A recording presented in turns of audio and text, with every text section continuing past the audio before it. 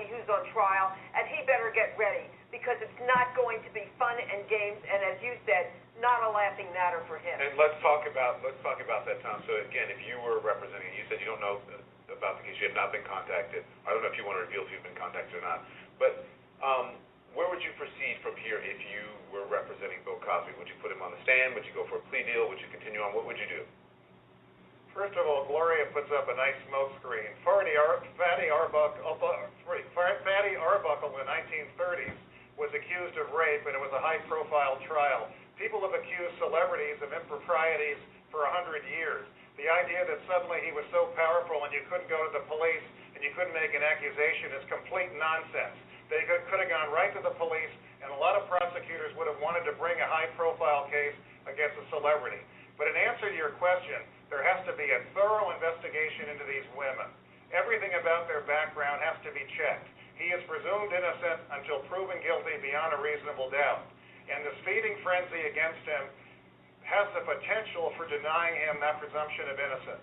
We have to respect the system, we have to honor the system, and his lawyers have an absolute right to find out who these accusers are and what skeletons lie in their closet, and I'll guarantee you there are some. All right, that's going to have to be the last word. I can translate that. You're saying he's the real victim, Bill Cosby. I don't buy that. Thank you both very much. Bill Cosby still has a star on the Walk of Fame, but is his legacy forever tarnished? When we come right back, the fall of an icon. Okay, Richard Herman, your take on what you just heard. Well, if you listen to what I said to you before, I mean, Tom echoed a lot of the same things I said to you. And absolutely.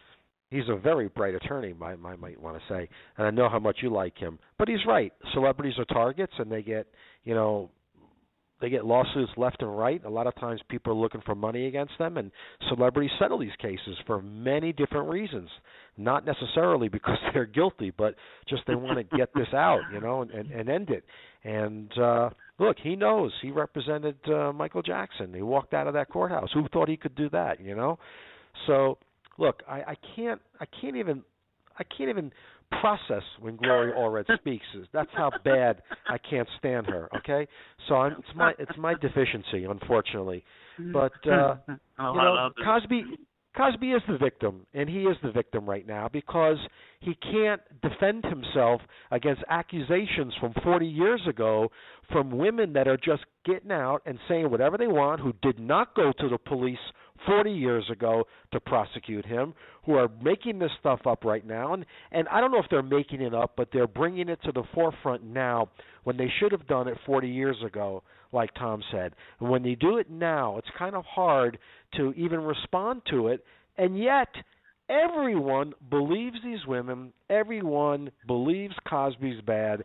Everyone now, in their eyes, Mr. Pudding is below the surface of the earth.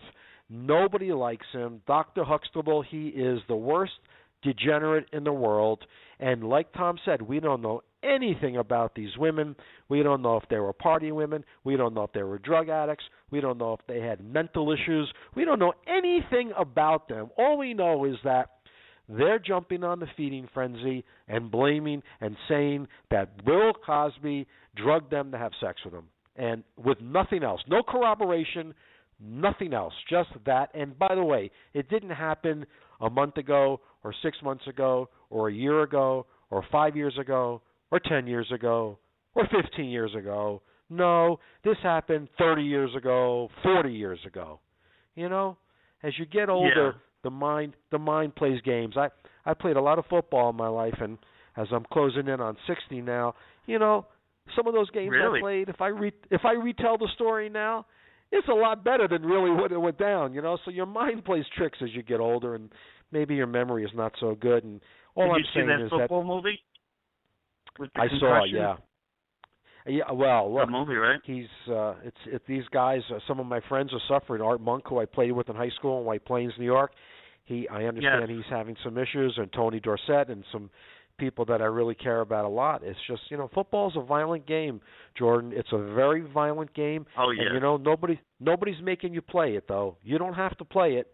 Nobody's putting a gun to your head to play it. You know the risk. Right. You know it's a tough, violent game. You know that everybody's going to get hurt out there. Everybody's going to have injuries. You know that going into it. And when you get hurt playing football, it's kind of hard then to start pointing fingers that, you didn't know. So, but look, it's a very violent game, and if they can make it a little safer for the players, they really should do that, and I think they are doing that. But the game is evolved. It's evolved now. There's a lot more flags thrown than but in the last 10 years. 330-pound defensive linemen are running, 4.7 40s, and they're catching the quarterbacks from behind. I mean, it's a totally different football game, totally different now, and much more violent today. Okay, this year has been a very bad year in terms of celebrity deaths, particularly music. I want to get your on some of them. Well, let's start with David Bowie. What was your opinion of him? Basically he was a little different as I saw it, but a talent nonetheless. Let's start off with him. Oh, David Bowie was just an incredible talent. His music was groundbreaking, and you heard all the stories with him and Mick Jagger and everybody else. And look, he was part of the British invasion or the British rock and roll scene, and a mainstay, and just a historical person in the history of rock and roll. You can listen to some of his music today, and it just sounds phenomenal. Sorry and sad to hear about his death. I know he was very sick at the end, and I think he had some sort of cancer at the end, and cancer is just doing it up on people. But loved him, loved his music, still do, and just have a lot of fond memories, and will continue to listen and cherish his contribution to the rock and roll scene. Yes, definitely an icon of the 80s, I would say. What about Glenn Frey? What could you tell us about him? That, you remember? Yeah. Who even knew Glenn Frey was sick, I didn't know he was even sick. And when I'm looking at what he had, he had arthritis. Had rheumatoid arthritis. How do you die from that? From some of the medication, apparently had an adverse reaction to the medication. But look, anybody who follows rock and roll knows that, the Eagles were basically a studio backup band for groups, and then they just started to put their own music together, and then they added, a few talent, Joe Walsh and some people to it. But, Glenn Frey and Don Henley, these guys are they're on another league. If you can listen to their albums and, or their CDs, you download their music. They are tremendous musicians, instrumentalists, melody, lyrics, rhythm, everything, you listen to Joe Walsh play guitar, and I saw them a couple of years ago, and his guitar playing was as good now as it's ever been. Yeah, these guys they were just tremendous, great concert to see live. I don't know if they can perform live again. It's just never going to be the same group without him. He was the founding member and responsible for a large part of the music coming out of the Eagles. Very sad, young man, very young, and very sad, very sad. And out of all the guys that we lost this year in terms of the music people, which one will people probably remember the most? Well, Bowie was just huge. Bowie was huge. Natalie Cole. Natalie Cole. Yes. She was Nat King Cole's daughter. Loved seeing her sing that duet with her dad, and Inseparable, and knew she had some drug issues, and it's just I don't know. Look, to me, as far as my growing up, I was huge Eagles fan. So Glenn Frey is at such a young age is just really just very upsetting to see a guy like that go. And again, I saw them I think 2 years ago in concert, and they were really? he led the concert, and he was funny and witty and a great musician, and his voice sounded great, and he was playing, his lead guitar with everybody, and it's just, you can't think of that group without him. Some groups you can continue on with, but I just don't know how the Eagles continue without him. He was that integral and that mainstream for the group, but that'll be the most upsetting to me, I think, Glenn Frey. Interesting indeed. Now, the WWE former star who main evented Madison Square Garden month after month, and had that famous match where he jumped off the cage against The Rock, Don Morocco. Jimmy Superfly Snuka, at the age of 70-something, is being prosecuted for a crime that allegedly happened some 35 years ago. First of all, they say that he doesn't understand it. He's not fit for trial. Can you explain to my audience that in the legal terms, what that means, and overall your take of them bringing this case 35 years later? Yeah, well, murder is something where there's no statute of limitations, unlike rape and some other crimes, most other crimes. So murder, there is no statute of limitations. That's why they can do it.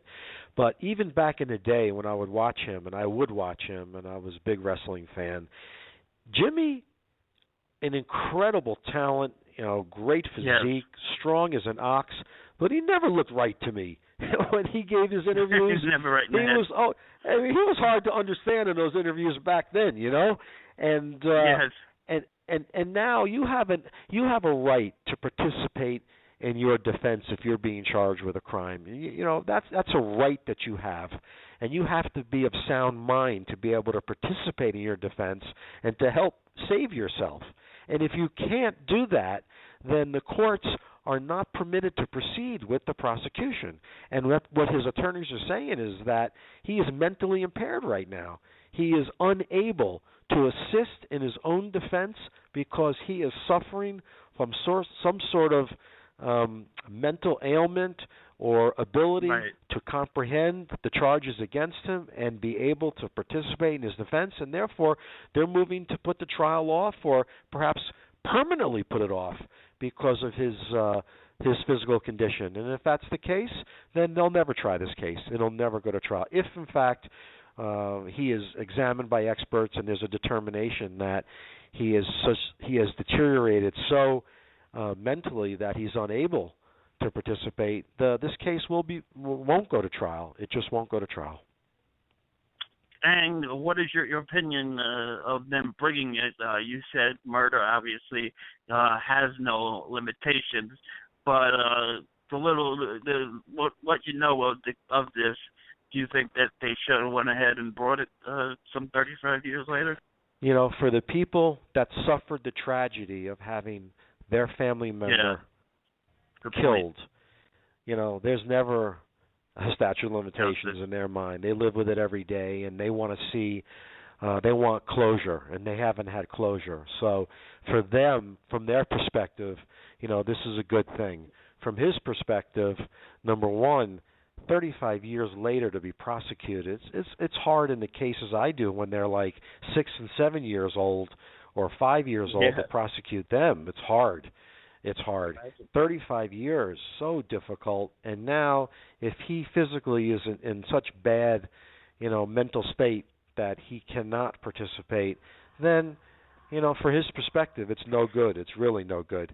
But, it's a tough call, and some district attorney thought he had a case, so they got the indictment, and they're proceeding with it, and we'll just see if he's got a real injury here mentally, or if they think he's faking it, or if they can prove that objectively he's got himself a mental impairment. Because if there's a determination that he is not objectively mentally impaired, the case will go to trial, and it'll be very tough to prove by the prosecution, and he'll have a lot of sleepless nights, that's for sure. Definitely. Okay, we do have a couple of listener callers. Let's go out to Huntington Beach, California, and say hello to Sarah. Sarah, you're on King Jordan Radio on a Thursday night with Richard Herman. How are you? I'm fine. How are you, Jordan? And how are you, Richard? Hi, Sarah. Good evening. Good evening. Well, it's a pleasure to talk to both of you. And, boy, your show is just chock full of lots of stuff. I mean, my first reaction is yikes to lots of things. One little question, I have several questions, but the smallest question is about El Chapo. I'm just curious that Mexico would even entertain the idea of extraditing him, because we do have the death penalty. And has that not been mentioned